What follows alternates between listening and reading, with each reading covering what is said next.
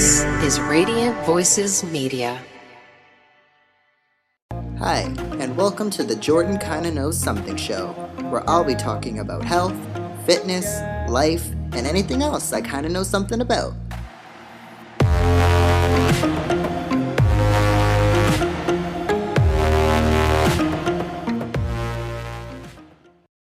If a competitor beat me who was a friend, like, yeah, I was pissed off because I wanted to win. But at the same time, it was like, they were better than me today. What is up, everyone, and welcome to another episode. I hope your week has gone by good. My week last week was so freaking crazy. I cannot even tell you. I had 4 exams. I had 1 exam on Monday, 1 on Tuesday. I had a rest on Wednesday, and then I had another one on Thursday and Friday. It was ridiculous, but I am actually in such a good mood right now recording this. I think it's like Friday evening. No, it is Friday evening.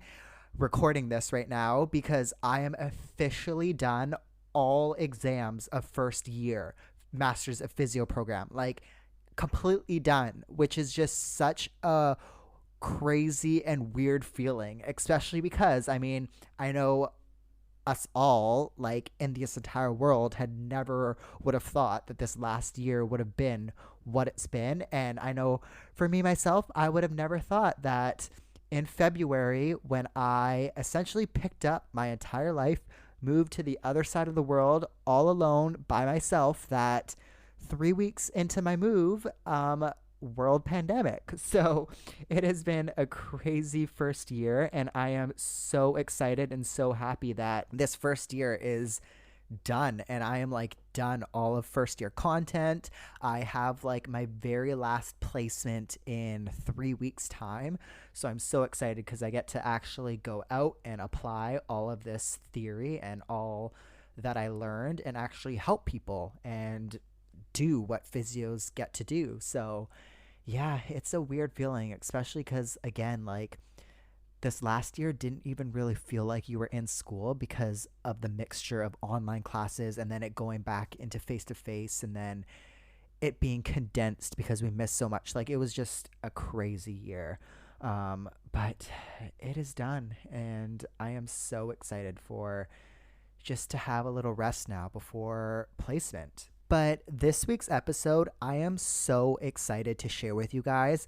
I learned so much. I got so inspired during this episode and after kind of re-listening to this episode. It was so awesome. This person had such amazing energy and just kind of has like such an amazing soul, if you know what I mean. Like, was so open, so friendly, and as a podcaster and as like someone who interviews other people, you never really know what you're gonna get, if you know what I mean. Like, before you meet or before I officially meet some of my guests that I've never met before, you're basically only communicating through email, and then if they agree, it's like, okay, great, and then you kind of meet like the very first time during that interview date, and you're like, okay, is this going to go good where it's going to like flow so nicely? Or is this just going to be one of those interviews where it's 15 minutes long because I've just read basically the list of questions that I have in front of me? But this episode was not like that. This conversation was not like that at all. It flowed so well. I did not have to even refer to my paper once because things just bounced off one another, and it was just such an easy conversation. So this week's episode, I get to talk to Stephanie Rice. Now, if you are living in Australia, which I know a lot of you listeners are, then you probably definitely have heard of Stephanie and follow her. And if you're living in other places around the world, which I know a lot of you listeners are as well, you may have definitely heard of Stephanie as well. Now, Stephanie is a 3-time Olympic gold medalist. She is a 5-time world record holder. She has her name in the Swimming Hall of Fame. She is an entrepreneur. She has businesses. She's a coach. She's just such an amazing person, and more importantly, like, her personality, and she's so friendly and just an uplifting person. So I, again, had such an awesome time talking with Stephanie and learned so much, and I am so excited for all of you to hear the rest of this episode, because I genuinely hope that somebody takes something out of this episode, and I hope you kind of can learn something and get inspired like I did. So sit back and let's get into this episode. All right. Hello, Stephanie. How are you today? I'm wonderful, thank you. Thanks for having me on. Oh, that's all right. Now, before I forget, actually, I did want to mention the other day I saw in your stories you posted a video of this like monstrous spider, and I really have to commend you for getting rid of that thing, because as soon as you like zoomed into that, I like shut the video off, did not watch any more of that. Right. I thought heaps of people, I do that too when I see other people post about like snakes or spiders. So Yeah. I was so proud of myself. Like, it's so pathetic. Yeah. But it was huge. It was. And that's the one thing, like I'm petrified of spiders, and everybody tells me, oh, Jordan, you moved to the wrong country then, because Right. there are some big like they're spiders here in everywhere Australia. here. Yeah. Yeah, it's insane. Yeah, I know. But I am so glad that you were able to take the time to be on the show, because I think you can definitely offer some great insight to everybody out there listening and everybody who is interested in this show. But Stephanie, if you didn't mind maybe starting by introducing yourself and giving us a little bit more about you. Sure. Well, I'm Stephanie Rice. I am a 3-time Olympic gold medalist. I was a swimmer for Australia, competed in 2 Olympic Games. Since retiring from the sport in 2012, I've really focused my efforts on entrepreneurship and business and mentoring. So it's a pleasure to be able to record and add value to the listeners. Yeah, that's awesome. And I know Stephanie's done a bunch of other podcasts as well. I'll definitely link all of those in the show notes below. But Stephanie, what I'm, I guess, curious about is, when did you first start swimming? And was swimming kind of the only sport that you did when you first started? Yeah, so in Australia, it's compulsory to learn to swim Right. as like a baby and a child. So I was in the water since I was literally like 6 months old. Okay. And I always loved being in the water. I was definitely a water baby, but growing up like in primary school, you know, like from the ages up until about 13, 14, I did a few different sports, which I actually think is really important to your development. So I played hockey for 7 years. I was in like a pre-Olympic cycling squad for a velodrome and road cycling.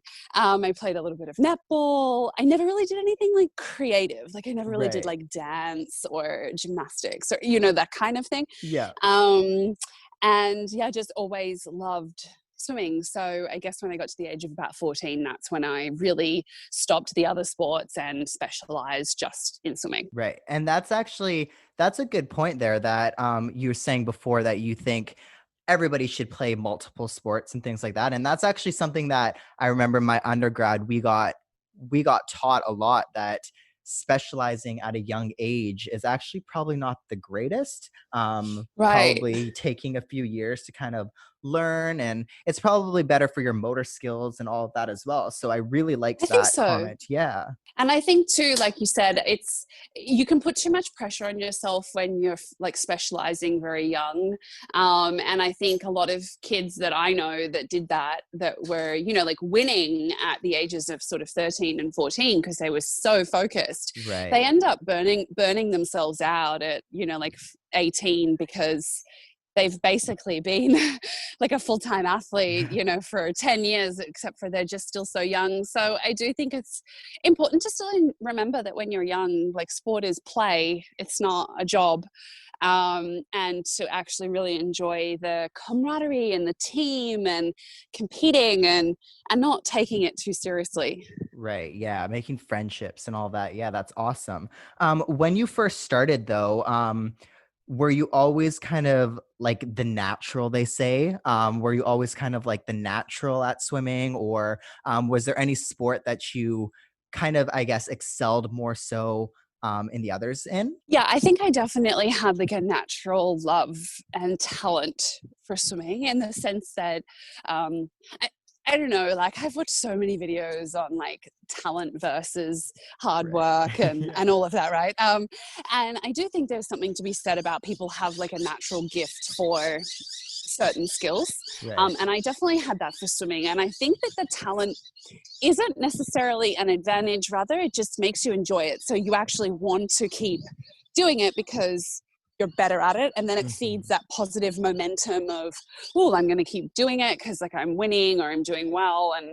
And so I did have that as a kid for sure. I think it, but I also loved racing, like the Okay. competitive aspect of it. Like it's where I came to life.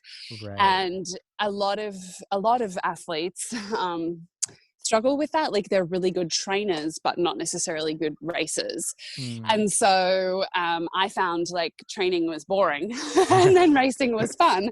And so like bring on the competition really. And so yeah, the more opportunities I had to race was, I think, where I noticed like, oh, I'm super competitive and I Right. want to keep winning and doing better. Right. And when did you first, I guess, decide, or when did you first start competing and kind of decide, oh, I want to take this a little bit further. I want to kind of compete a little bit more. Was there a specific point that you remember, or did it just kind of naturally happen? Yeah, it was a really natural evolution for me, Okay. because I guess because I had been swimming since literally I was a baby. Right. You know, we do school, like little school competitions, and I would enjoy the racing. So then when I was training at like a little club, they would have club nights for like the local 20 kids or something. Right. And so I would do those. So I feel like I was always racing or competing, and then the level of intensity and magnitude of those competitions like just gradually stepped up and stepped up and stepped up. And I think that gradual evolution is super important. Like you don't want to throw somebody in like the metaphorical deep end Mm, and they're outside of their comfort zone and it's just too big, they're not ready for, you know, that level of right. competition yet, because then you can get defeated really quickly. So Right. I think the more you can build that positive momentum of like, okay, I'm ready for like the next little challenge. That worked well for me with swimming, and that just happened to be kind of the path of it unfolding. Right. And for you to kind of go down that path, did anything need to change down the road? Did you need to kind of look at things differently? Did you need to change your routine? What changed as that path kind of progressed?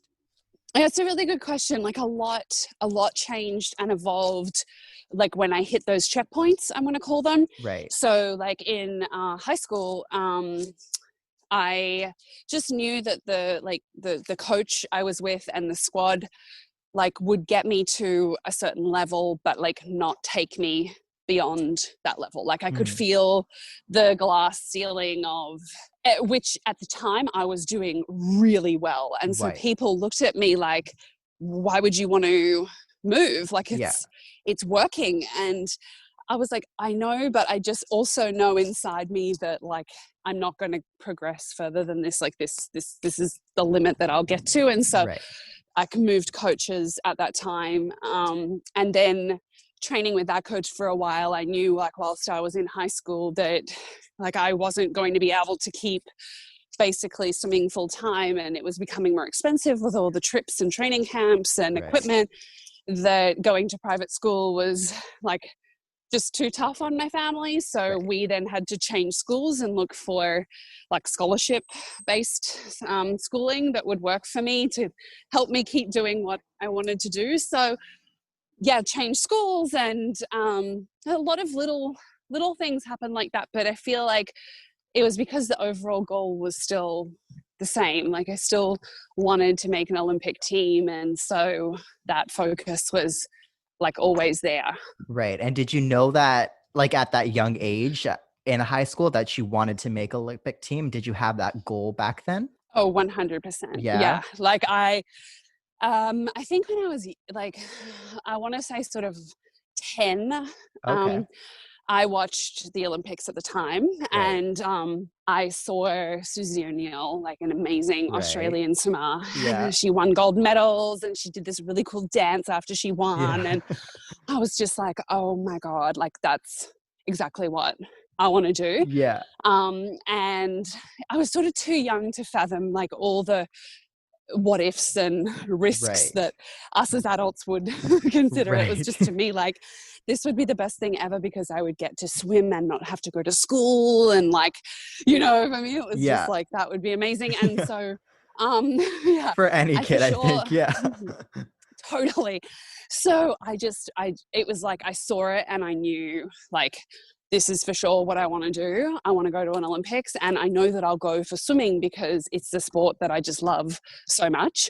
And so, yeah, like, I kind of think that it was still very much a dream, though, like, Right. it wasn't a goal. It was like, when every kid thinks they want to be like, a police officer Yeah. or Superman, that was for me like, oh, the Olympics. The And Olympics, so right. it wasn't really like, a lot of kids want to go to the Olympics. Mm-hmm. But the reality is, like, very, very few, like the 0.5% of the population goes. So Yeah. I think it was kind of like, it only naturally evolved. Like, it was just in the back of my head, but it was still always this far away dream. And it Right. wasn't really until I got to, like, that was 10, wasn't really until I got to about 15 that I was like, oh, you know what? Like, I'm like not that far away Mm-hmm. from the potential of that happening. Like, I'm still a long way away, but I guess, like, the reality is, like, it could actually happen now. And then it became a goal to work towards and strategize and prepare for. Right. And do you remember what your mindset was like back then? Because I mean, you being 14, 15, let's say, being such a young age and having, I'm sure, friends kind of doing other things, doing what kids do, right? What was Mhm. your focus, or what was your mindset like to kind of keep you focused on the school? Yeah, so I think sort of like two parts to my answer in that question, Right. in the Yeah. sense that, one, I never felt like I got along with kids Okay. Yep. at school because I always felt like I knew I was put on earth to do something Right. amazing. And I was too young to know, like, think into it in too much depth. Like, to me, it was just like, why doesn't everybody want to be recognized, and why doesn't Yeah. everybody want to, like, be somebody or achieve Yeah. something? Like, to me, so it was like, that was normal. And so Right. I didn't understand why the other kids at sort of 12, 13, 14 weren't ambitious and, like, Right. working towards something. So at school, like, I had friends, but I didn't really feel like we got each other.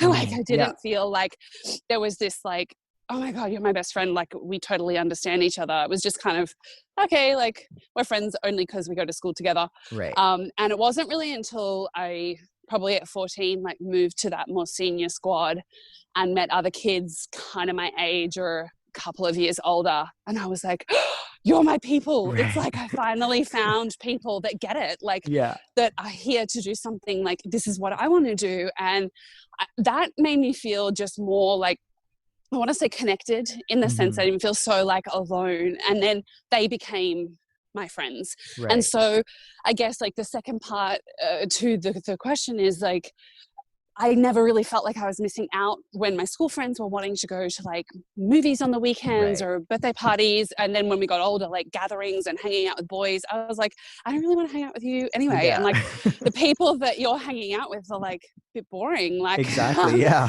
and so I had my swimming friends that were focused, like, hyper focused, and we would all be working towards, like, a goal, but then we would also all, like, get to, like, party and hang out together after a really big moment of, like, intensity. Right. And I got all of that satisfaction from those people, that I didn't need it from school friends. Right. And yeah, that I always find interesting how, you grow up in school and you're friends with someone, just like you said before, just because you're with them every day. But then when you actually go to college, or when you go swimming and you have all these like-minded people, that's when you're like, okay, I'm here and I'm with like-minded people. And I'm kind of like fitting in now. So that's awesome there. Mm-hmm. Yeah. When you are, though, that young and you're training with all these people and you're essentially, I guess, going for the same thing, you're all going to reach this high level. Were there any challenges there, competing with friends and things like that? I never noticed it, to be No. honest. And I think it's because swimming's not really like like a rah-rah Right. sport. Like I would Right. say like athletics is very like Yeah. show pony, like I'm going to beat you, and like really putting all of that out there to Yeah. your competitors. Whereas swimming is a bit more just like, hey, like we're all friends. Yep. And then literally when you walk out behind the block of like an Olympic final or whatever, it's like game face on. Right. But at the end of the day, with swimming, no competitor can affect your performance. Right. Everyone has their own lane, their own equipment. Mm-hmm. Swimming is very black and white. You either win or you lose. You There's lose, no moment for judgment or interpretation of how good you went. It's very like cutthroat, which has advantages and disadvantages. So Yeah. I think like for me, I always felt as though if a competitor beat me who was a friend, like, yeah, I was pissed off because I wanted to win. But at the same time, it was like they were better than me today. Right. So I don't hate you because you're better than me today, because you know what? Like in 2 weeks when we come back, like I'm going to beat you. Right. So I think that I don't know if this is other people, it could have just been me, but I was very capable of separating friendship from performance. Okay. And vice versa. When I didn't win, I wasn't a sore loser. Like I was frustrated at myself, but not frustrated at them for beating me, because they had no impact on how I did. So I was so happy, in fact, for friends when they would beat me and they won, because it was like I could understand what that would feel like for them, and I just am annoyed that it wasn't me, you know. But it's not really anything to do with them. And I think that kind of separation was always helpful. That's awesome. Yeah. That mindset of just you versus you, I'm sure, is came in very handy. And it sounds like that's essentially what your mindset was like, which is awesome. But I'm curious, when you did start winning, let's say, so when you did start winning at the higher levels, what was that like? Like, did that change your mindset in any way? I know some people, when they start winning at the higher levels, for example, they may let it get to their heads, or they may think that they're better. They may think that everybody's watching, and it has all this pressure added on them. So when you started winning at these higher levels, did that change anything in your mindset? Absolutely. Yeah. I think it would be really hard not to. Yeah. And I guess the only way that's like easy to describe it for people that like aren't athletes, or because sports are really like teaches you a lot of really good lessons that like life or business or whatever can teach you. It just teaches you very like bluntly, so it's easy to kind of use it as an example. But I imagine it wouldn't be too dissimilar to like winning the lottery. Like literally overnight your life has changed. And there was like no preparation for that. There was no guarantee that you were going to win. Everybody kind of went in as one person, and I walked away like from the Olympics as like a completely different person. And not just overnight, like my life was seriously altered forever more. Like, and so it's really hard when your life changes and you're not prepared for it. Therefore, you don't know you're learning everything in real time. And everybody around you is like all of a sudden like, oh my God, that was amazing. Like, also, I want to be your best friend, or like, I want to come to this event with you. Like, I imagine it wouldn't be just too dissimilar to like winning the lottery. Like all of a sudden, all these people that you've like never heard from in years are like, oh, like let's hang out, or like, oh my God, you're so amazing. Like, and everyone telling you how amazing you are. It's really hard not to believe the bullshit. Like, there's just, it's surrounding you. And often it's really like you just turn into this new person. And then it definitely did go to my head in a sense that I was like, oh, I'm untouchable, like I'm amazing, like, oh, you need to pay for that, like I can pay for that, like then I feel like the only like the time for me where I realized like it was all fake was like when it kind of falls away, or like the next year didn't really do as well. And all these people that I actually like genuinely thought were my friends and that were supporting me were like, oh, like, sorry, just like a bit busy, or like just not there, like when Right. you were hoping they Yeah, would be when there. you needed them the most. Yeah. And then I was like, okay, so hang on a minute, like you are actually only there for the good times, but Hmm. you're not really like looking to ride this like roller coaster together, Right. which to me is friendship or support or mentoring. And so then it was like going through a full process of and like at the time I was also 20, so I Mm. was like Yeah. young, learning a lot of Yeah. these things, and in front of everybody, like everybody knew my Right. name. Everybody, everywhere I would go, people would say like, oh, you're amazing, or like, let's get photos. Yeah. And so it's really hard not to like become this altered version of Right. yourself, like Right. always on I was always on show, so Hmm. like I always need to put my best foot forward. And then it's like, hang on, which part is authentic and which part is fake, like which Right. part am I forcing? And when things kind of crash down, then you realize like, who do I want to be, what's real, what's not. And that was when I started doing a lot of like very deep self-reflection, Okay. in terms of like, okay, so all this amazing external gratification that I'm getting, like medals and awards and money and fame, are all amazing, and I think everybody would like them, but Hmm. they're also not true. Like they can come Right. and go. And so if I rely on like my happiness or my like worthiness Yeah. to be only focused on getting those, then I have no control over that. I need to focus like my self-worth on things that I can control. Like, am I a good person? Do Right. I feel like I'm contributing to something more than me?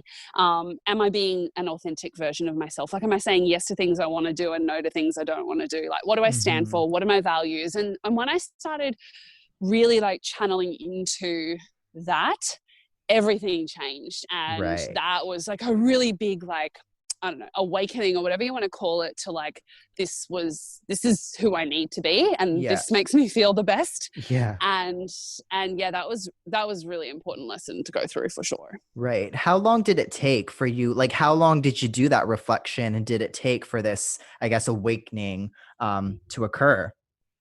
I think there were like a lot of stages of Right. awakening. Like, Right.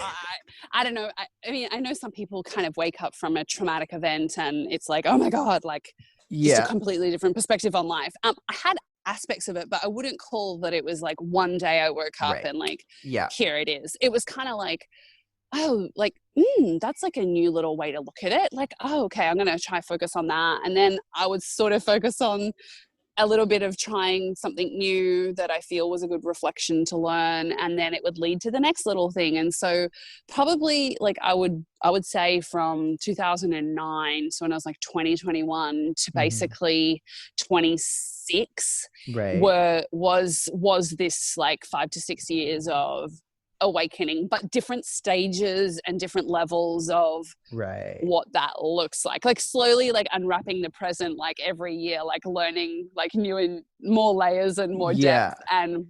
And things change like naturally. So yeah, I mean, I know some people have like those huge awakenings, but mine was a bit more like of a slower unfolding. Right.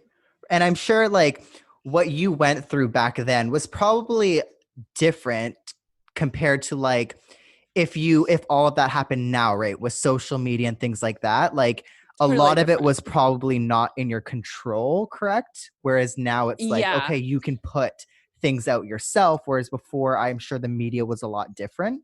Yeah, you're totally spot on. Like there was no personal voice actually Right. at all at the time. So, and that was a really hard thing for me, because I felt like I was getting portrayed in a way that wasn't actually true to who Right. I was, and I was always like felt like I was fighting it. Yeah.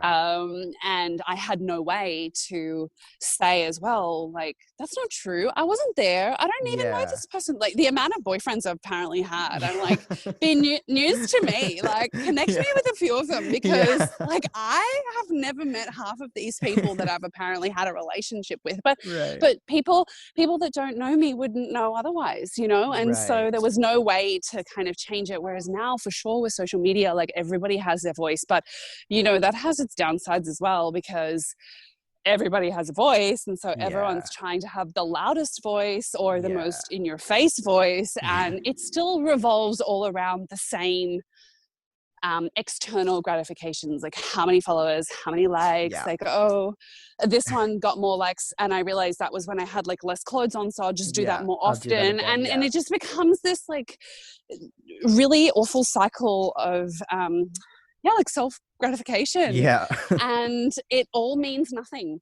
Like, Right. honestly, at Yeah. the end of the day, if social media like died tomorrow, the amount of people that would be depressed because they don't have that like fix, Oh, it would be um a lot. Yeah. insane. And so I think it's like just always for me about like, there's a lot of pros, but there's a lot of Mhm. cons. So like Right. using it in a way, like using all these tools in a way that best serve you and Yeah. your goals. Right, right. Okay, awesome. Now, when you were training for the Olympics, what did a day look like? Was it like a same schedule every day? Did you have this kind of routine Oh my God, it was the same thing every every single day? day for like 15 years. You're right. Like it was so boring. So Right. I would always wake up at 4:48 Oh, wow. Okay. because like 4:40 was too early and Yeah. 4:50 was too Too late. late. And so it was literally, because I literally did it every day for 15 years. Like I knew Yeah. exactly how long it would take me to like get out of bed, get my swimming togs on, grab my bag, get in the car and get to training. And so Right. I just had that down to like the shortest possible time frame, because 5 minutes of wasted time was 5 minutes of sleep, and that was Right. like everything. So yeah, 4:48 I would get up. We would train at the pool from sort of 5:30 till 8 o'clock. I guess once I finished school it was more like 8:30, Right. and then I would go straight from there to gym, where I would do like weights training with my coach. Mhm. So that was kind of like, leave the pool 8:30, I would start gym like 9:30 till 10:30. Yeah. Then I would go straight to physio, because I had like quite a lot of injuries at the end of my career, so I would be at physio sort of like 10 till 11. Okay. And then I would come home, so like when I left for the pool at 4:50, like I would Yeah. get home at lunchtime, Okay. and have lunch, often like shower, take a nap. So try and sleep for like an hour maybe, wake up, have another snack, and head to training 3:30 till about 7. Right. And then I would get back from training, eat dinner, shower, pack my bag, prepare for next morning's training, and then get into bed. I would often get into bed around like, I want to say like 9:30 to 10 o'clock. Okay. Generally fall asleep around like 10:30. So I was sort of only averaging like six Wow. Okay. hours a Yeah. night, which is why I would always take the nap. But there was Yeah. honestly like, people would say to me like, you need 8 hours, and I'm Yeah. like, oh yeah, Yeah. find them for me, because like I can't find any more. Like I I'm know. literally going to bed as soon as I get home, and I'm waking up at the last possible moment. Like there's no more time. Yeah. So I literally like, oh, like people also presume like, oh, you must just wake up at 4:30 or 4:48 rather, and be Yeah. like, yes, training, like, Ready. woo, so motivated. I was like, are you joking? Like, Yeah. if I woke up like that, that was like the golden ticket. Like that happened like once a year. Yeah. Every other training session was like, I don't want to go, I'm too tired. And then I would run scenarios like, maybe I could message my coach and say I'm not feeling well. Right. And then, you know, and then he would be annoyed, and I'm like, oh, just go. Like Yeah. that was literally every day. So Yeah. It's yeah, so the whole funny like because motivation's fake. yeah. It's so funny because yeah, like you just mentioned, I think people think, oh, they want to do this. They want to wake up this early and it's just a routine. They probably naturally do this every day, but it's good to hear that no, it's not. Yeah, because then people also think when they don't wake up like that, that something's wrong. They're not Yeah. obviously doing the thing that they're passionate about, Right. or whatever. And my coach always like would drum into me the fact that like, and I've heard this a lot, but like everybody has to do things they don't want to do. Right. Like Yeah. I think people that expect everything to be like sunshine and happiness, like for every task, it's like, that's nice, but it also doesn't teach you anything. Like if everything was always great and you never had contrast, you would never learn. Yeah. Like I can look back on like all my races, and all of my best races, like very few things that I could analyze to actually like work on. Right. Whereas like the races that were a bit frustrating or annoying or I didn't feel good, like those are the races that I learnt the most from. Right. Yeah. And if I never had those, I would have never got to the Olympics and I never Right. would have won at the Olympics. Like, so it's like you need the good and the, I don't think it's bad. It doesn't have to be Right. bad, but you need the like ones that will teach you like the next lesson that you need to learn. And if it came through in like a really nice, pretty package, you probably wouldn't really look at it. You know what I mean? Like when it's through hardship, you're like, shit, I'm never letting that happen again. Like that was awful. So like, what do I need to do to ensure that like that doesn't happen again? Yeah. And then you actually make change. Right. Now, I'm so glad that you brought up injuries because as a physio student, I'm super interested in injuries all the time. Yeah. But you were saying that you had physio every day. Basically, you were injured a lot. Now, I think this is a super interesting topic because a lot of people, I think there's a whole like push through pain. When you're at a high level, you kind of have to ignore your injuries. You have to do this and that. Was there ever a time where you kind of had all of these injuries and you kind of felt, oh, this is it. I can't push through anymore? Or were there always kind of just things that you had at the back of your mind that you just kind of pushed aside? I think there was both scenarios, to be Yeah. honest, because like obviously you try to prevent injuries, but at the end of the day, it's sort of an uncontrollable Exactly. Yeah. scenario. And with sport, there's like designated deadlines. Right. So like the Olympic Committee isn't changing the date of the Olympics just because like I hurt my shoulder. So, so sort of like when things go wrong, like with the injuries, it's this battle between the experts like yourself, the physios and the surgeons and everyone saying, well, if you want to get that injury healed, this is what you need to do. Right. And then you have your coach saying, well, if you want to go to the Olympics, like this is what you need to do. Yeah. And so you just get like, basically everyone gives you different perspectives and as a team, you try, like everybody working together tries to figure out like, how do we try and get a win from the physio, a win from the coach and some pain relief along the process and try to formulate like a plan. Yeah. And so I had my first shoulder injury in 2000, end of 2000, sort of like 2009. Okay. And I sort of trained through it. It kind of got worse and worse. Like had some scans. Like it wasn't awful. It was just like always a bit sore and dead. And anyway, like kind of just kept getting worse. And then therefore like my training load got worse and worse and worse. And my performance got worse and worse and worse.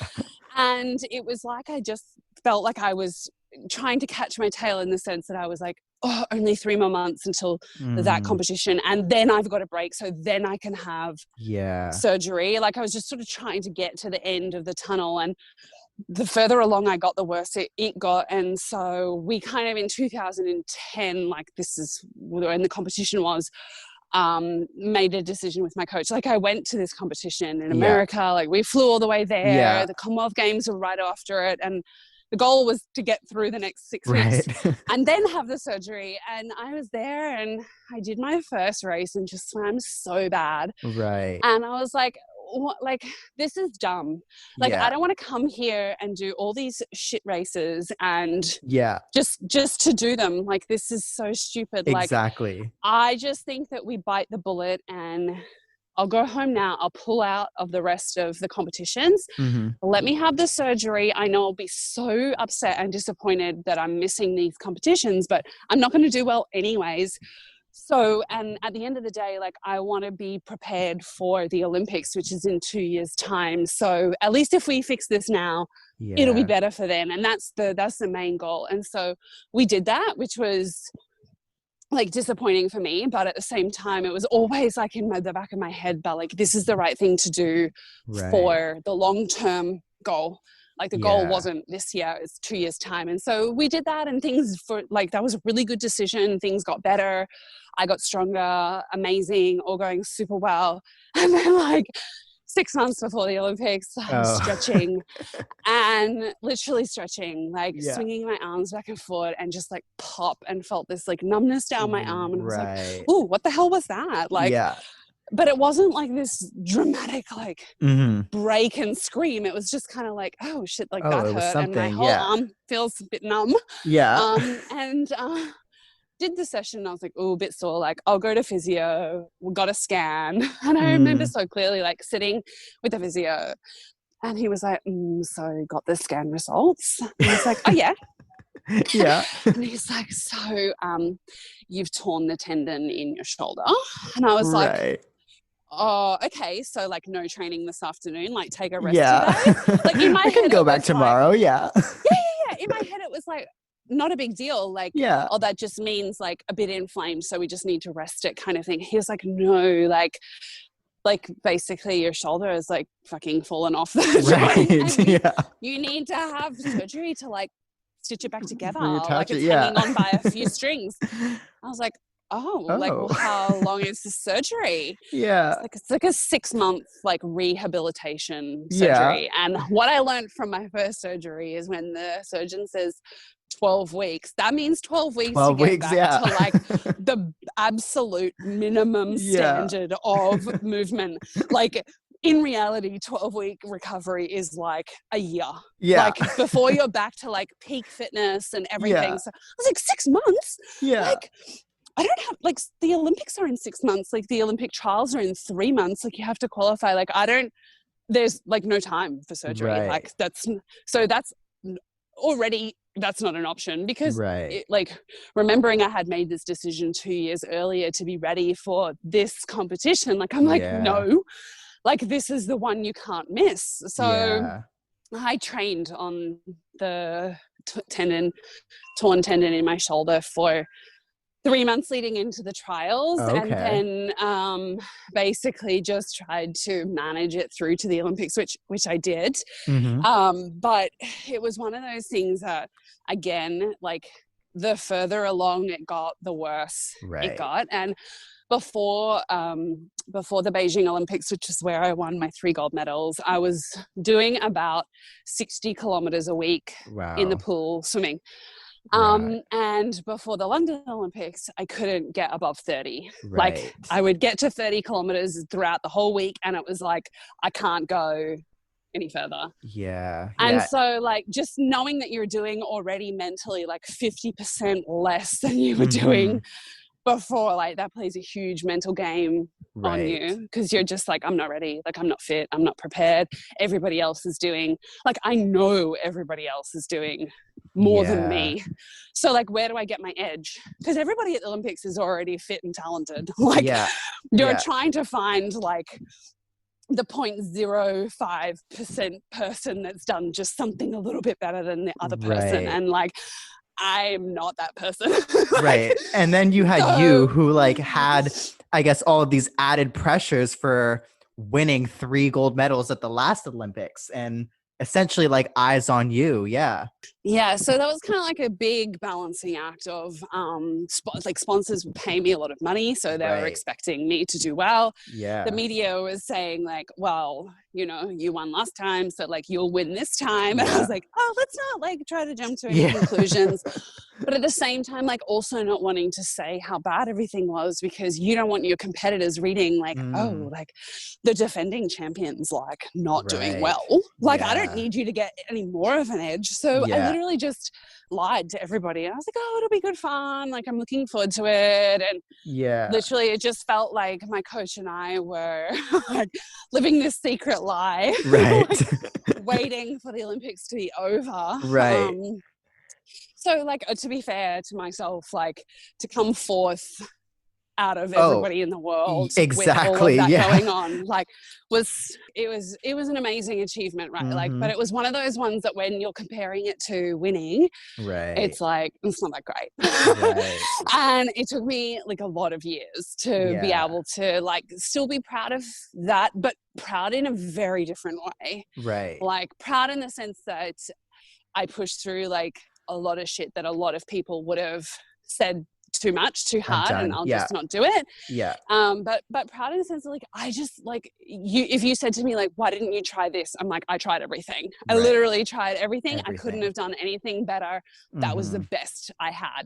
And Right. I think as an athlete, or as actually anybody in business or life, like if you can look back on university or your job and go like, even though it wasn't the best of the company or the best of the class, that was my best. Right. And you can always be proud when you're comparing everything to yourself. Like I know we spoke about that before, but people so often compare themselves to other people. Oh, yeah. And it's just not a good indication of your progress. Yeah. Yeah. And I really like that. Yeah. But is there anything else that you've learned through all of that you've been through that you still use and implement in your daily life now? Any mindset tips or things like that? Yeah, so I think for me, it's all mindset. Right. In terms of the soft skills that are transferable over from sport. But I think so. For me, it's very much this process of reflection. Right. In the sense that so I'll do it with swimming and then I'll do it with life. So with swimming, we would go to a competition. You would obviously like be prepared, have done all the work, execute the race, and whether the race was like a win or a lose or a best time or not a best time, we always went through the same process. So right after the race, I would always go see my coach and he would just explain to me like, this was good or this was bad, but like very top line. Right. And I would often be like, if it was a bad race, like I'd often be emotional or annoyed or whatever. And so I would always wait kind of like an hour and a half, 2 hours. And then I would sit down with my coach because, sorry, there's like the largest helicopter going over. Oh, that's okay. I would often need like a different perspective. Like sometimes you only see the things that you're focused on and you need somebody else to like show you something else. So we would sit down an hour and a half after the race and analyze it like you were an analyst. Like, and it was in such finite detail. Like there's half of a second here, there's 0.3 of a second there. This wasn't as quick as it could have been. And like, it was, you pick up like 70 things from a 1 minute race, like that could be better or, hey, that was good. That was better than the last time.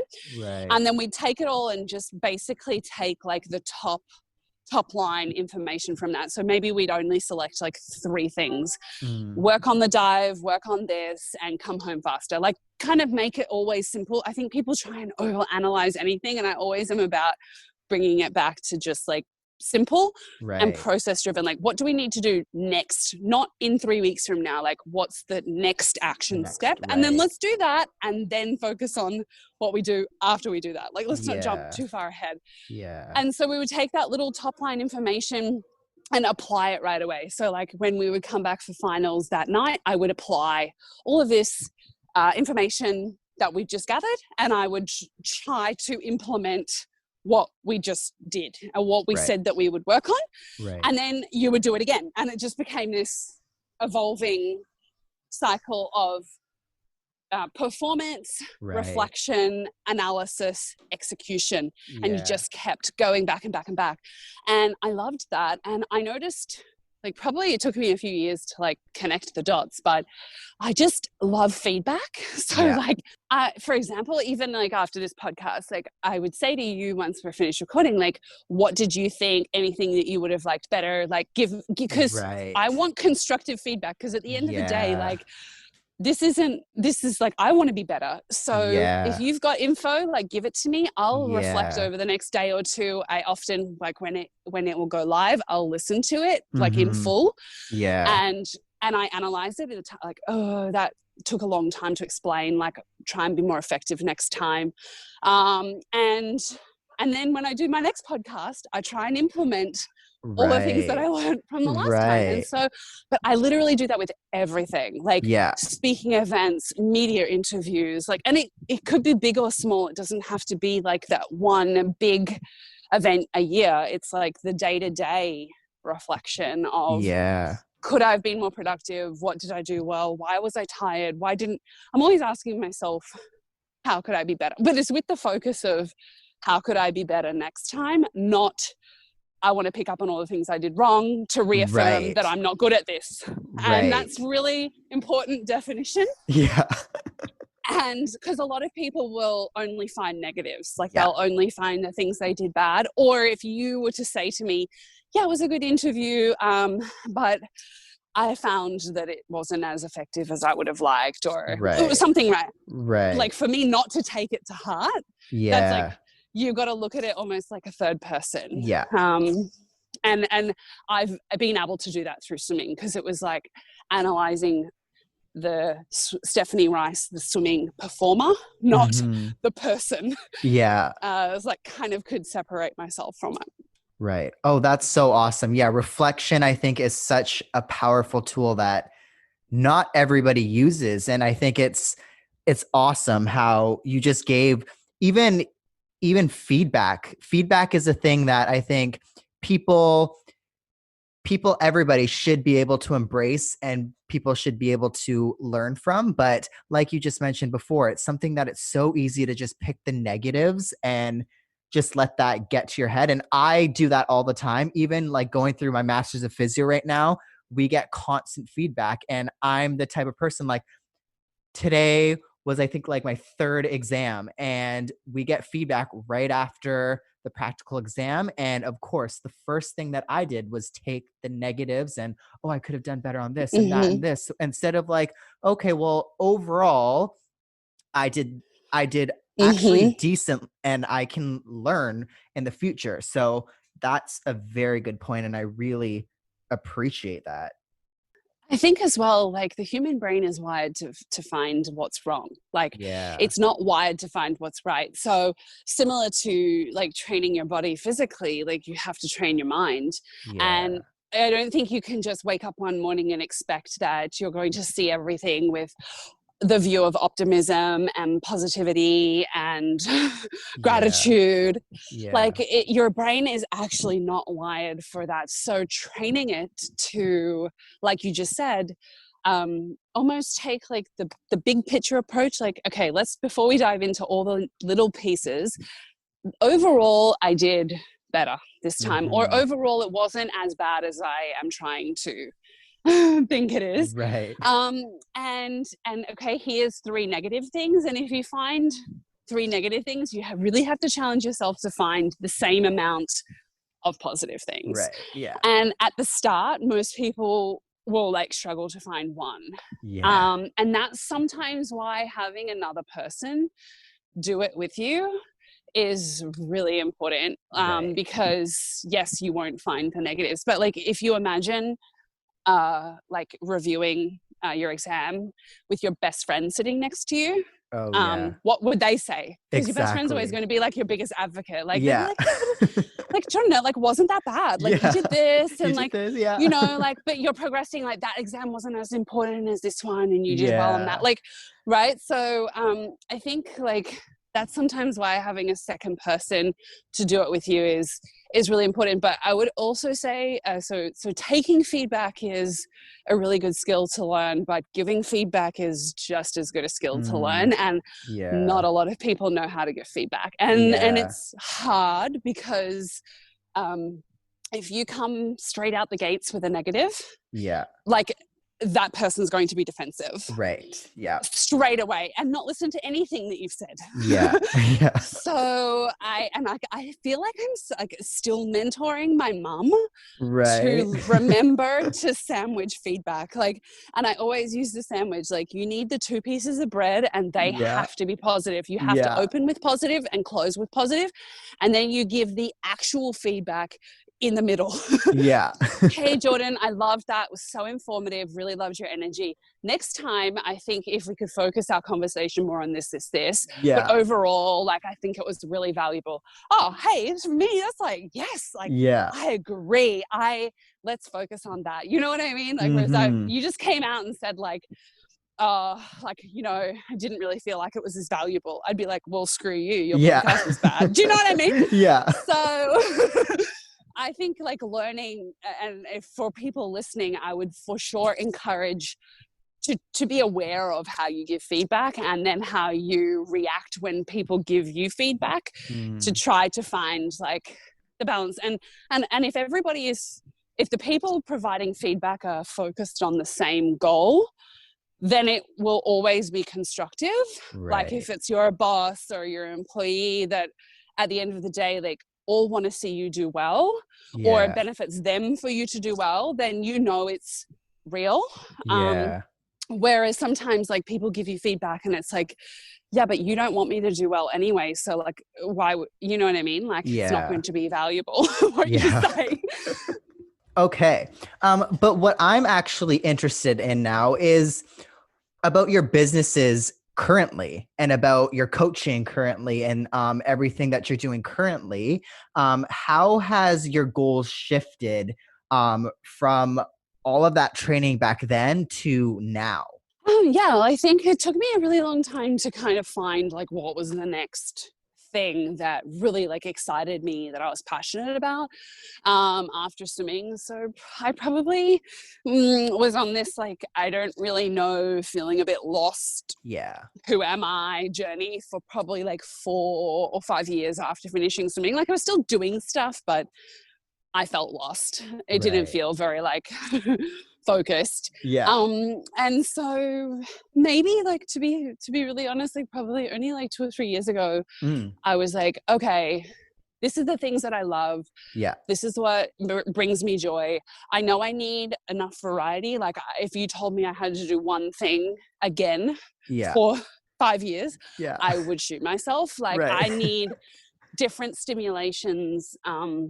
I need to do stuff in the media. Like when I say in the media, like I need to do stuff in front of the camera that's like ritzy and fun and glamour and sparkle and charisma, like all of, so it doesn't have to be media, but like, like, like even this, like that hits the touch point of like, ooh, that was fun and outgoing. And like, I love all that. But then like vice versa, I also need like introvert, quiet time, focused on myself, like whether that's like health, wellness, training, mindset, coaching, like reflection, creativity. I need like a balance of both. And I feel like prior to COVID, I had like a really nice balance of kind of like my sponsorships and media and events, which give me the like external like fun and stimulation and meeting people and being outgoing.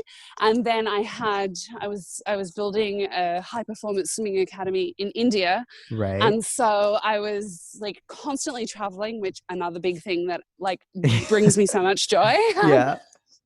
And it was very business focused. So that gave me that kind of like grounded, foundational, creative business, like intellect, stimulation. And then when I wasn't traveling for either the business or the like sponsorship work, I was at home. And like that, I loved like nurturing and cooking and exercising and meditating. And like, I loved the variety. It was like hitting it. Like I was like constantly last year, like, I love my life. Like, I love my life. I have so much gratitude for my life, like all the time. And then COVID hit and, my Indian swimming academy was cancelled. Obviously all the travel restrictions. So like, I still have sponsorships, but we're not doing like events and photo shoots and like fun stuff where you're meeting people. It's all social media, which I really don't like very much. And so it was like, I just felt like all the things that, so for me, like a lot of people I've heard, oh, like COVID, I've realized like that I'm not doing work that fulfills me, or I needed this time to reflect on what I want to do. I'm like, I didn't need the time. You knew. Like I had already done 6 years worth of that like, before, and I had created this life. Like I really seriously created this life that I loved living, and like that was because that was what I wanted to do. And then COVID hit and I'm like, well, I'm not enjoying it. Like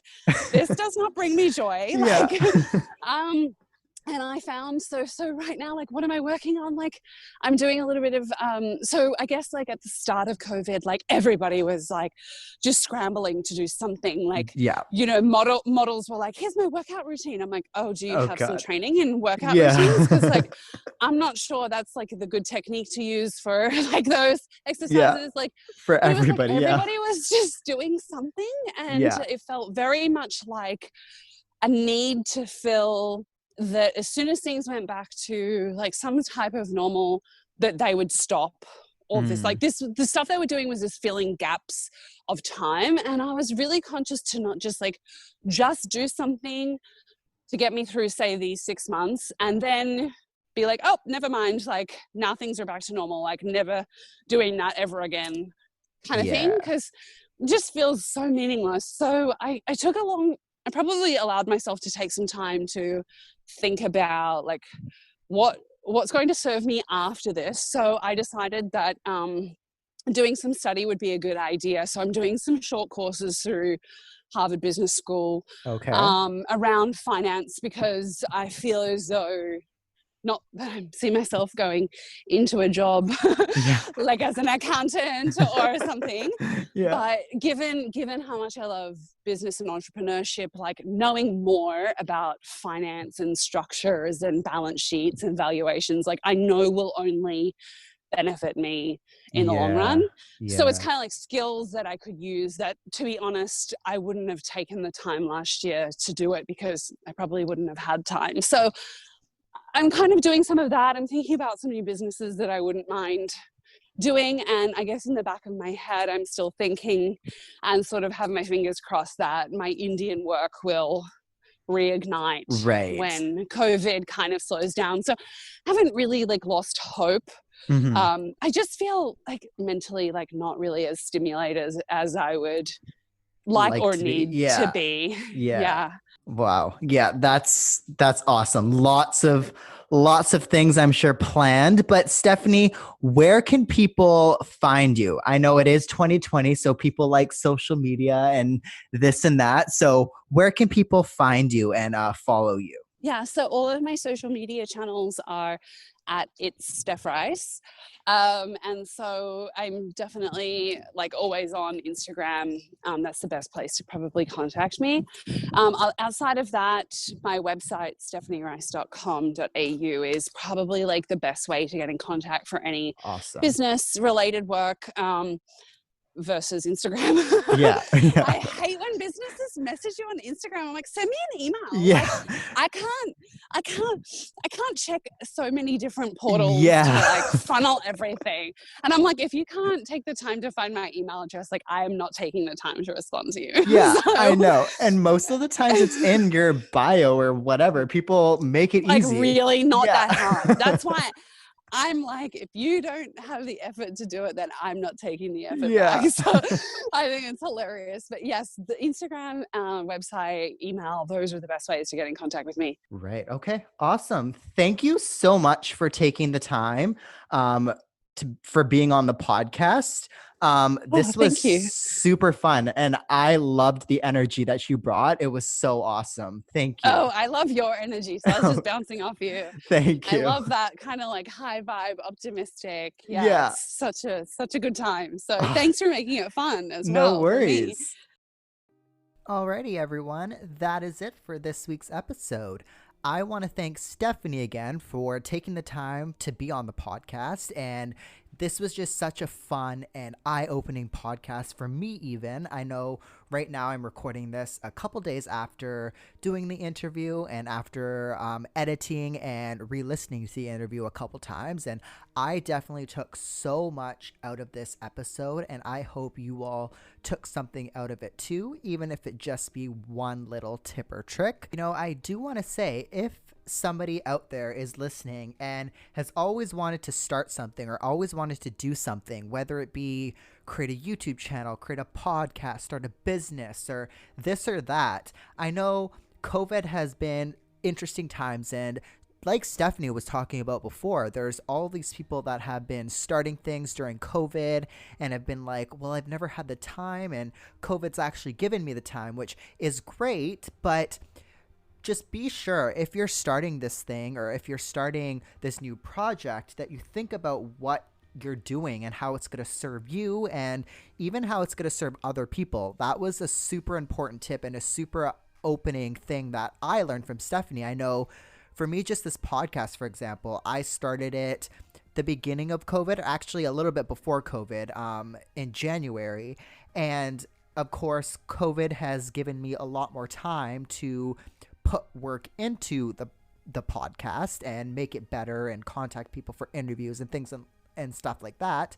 But I know there are a lot of people that have started podcasts, for example, and once things have gone back to normal, have just kind of forgotten about it. And it was just kind of a thing that they did for their 3 months of lockdown or whatever, which it's totally fine. It's their way of getting through. But if you are starting something or if you're afraid to start something or this and that, just really think about what you want to get out of it. Think of how it can help you, how it can help others. And I definitely think that that can help you maintain this new project through the long run and help you be a little bit more successful there. I think if you have this side hustle, let's say, and you don't really know what your goal is or what your intention is in the beginning, then that side hustle or that thing that you've always been wanting to do or that thing that you're doing after work or after school or after your college class probably is going to be a little bit harder to get going. It's going to be a little bit harder to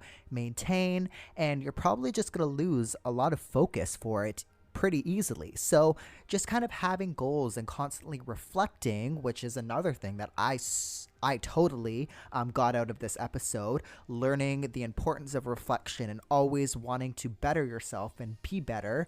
That's just going to really help you kind of achieve those goals and kind of create this process of how you can maintain this side hustle and maintain this new venture that you're doing. So that is the end of my little rant at the end. Thank you all again for listening. Thank you for supporting this podcast. It means so much to me that I have amazing listeners and that people are listening to this podcast. It's so awesome to me. When I first started this podcast, I did not imagine that anybody would listen to it. It was just kind of a way for me to talk and chat with people and learn my own. And it's just, again, it's so amazing that it has caught on and that you guys are listening and you guys are giving me some good feedback and support. And I would like to ask, if you are liking the podcast, please go ahead and give the podcast a 5-star review on Apple Podcasts. It really helps the podcast out and just keeps it going. And it means so much just to kind of get those reviews. So thank you all so much for listening. And before I forget, be sure to check all of Stephanie's links below in the show notes. You can find her Instagram, her website, all of her links there. You can also find the links to all of the other podcasts and interviews that she has done. So definitely check all of those out if you have been inspired. I know she probably has definitely covered various things on every podcast. So it would be kind of cool, I think, if you wanted to check all of that out and see what kind of tips she has dropped on those episodes. So definitely check all of that out, and thank you all for listening. I will talk to you all next week.